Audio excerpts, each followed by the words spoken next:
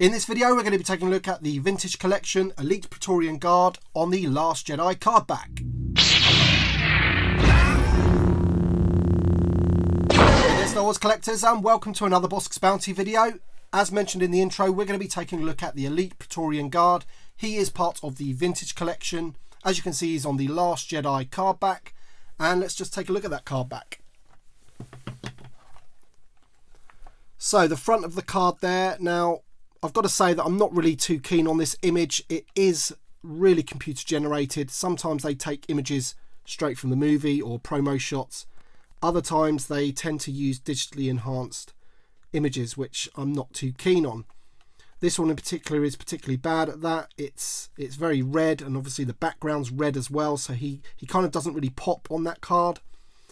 But there's the figure there. The figure pops nicely because he's on that blue background. We've got the dual language name pill there because it's a import card.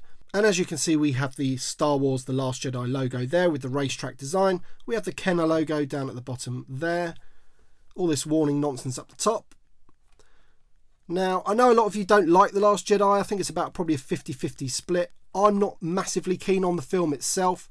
I did happen to quite like these guys. They are kind of based on like a samurai soldier, as it were. So you can see there he's got his big sort of long sword. And I thought they were a pretty good looking character.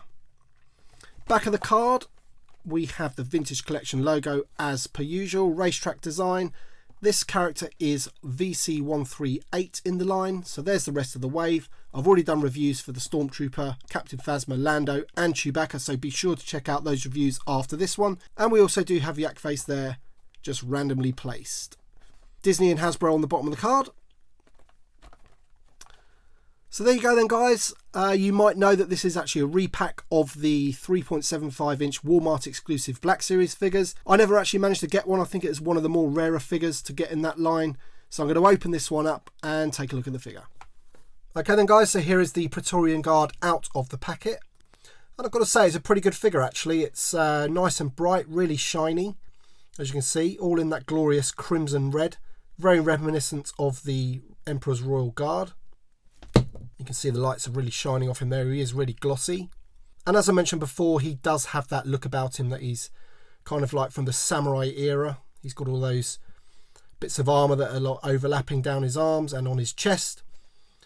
And the only thing I would say about this figure also is that in the film, there are different helmets, so there's, I don't know how many, maybe 5 or 6 Praetorian Guards in that room with Snoke.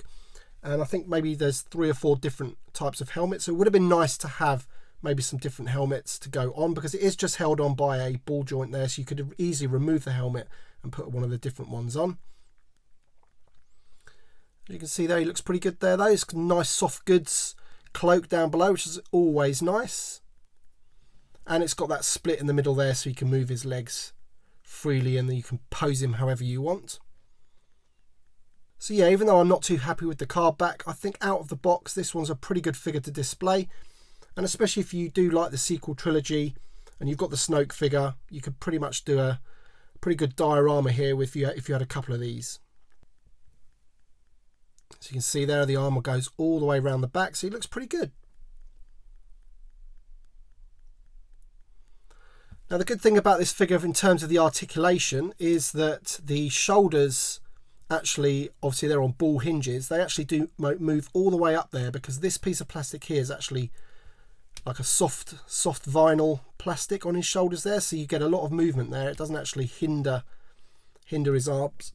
If you meddled around with that too many times, that would probably end up snapping off, I would imagine. So you want to be a bit careful with the arms there. So go up that far and that far back, but any further than that and you'll probably end up snapping that off, so best not to. But it does lift up all the way up to a right angle there. We have elbow joints, we have wrists joints, torso crunching, legs are on a ball hinge, kick out like that, could really do the splits, split at the thigh, knee joints, swivel at the knee, ankle, swivel at the ankle. So plenty of articulation as you'd expect of a Vintage Collection figure. And yeah, I'm you know, even though I'm not a massive fan of the film, I do actually like this character. He looks pretty good, pretty menacing. Let's take a quick look at the weapon. And I think they've done a pretty nice job on this as well. So you've got that sort of katana look to it. It definitely is something that like a samurai would use. You've got these little holes along there for the grip. And a really nice blade. Painted silver. And you've got the nice red handles down below. So I think that's a pretty nice weapon he's got there.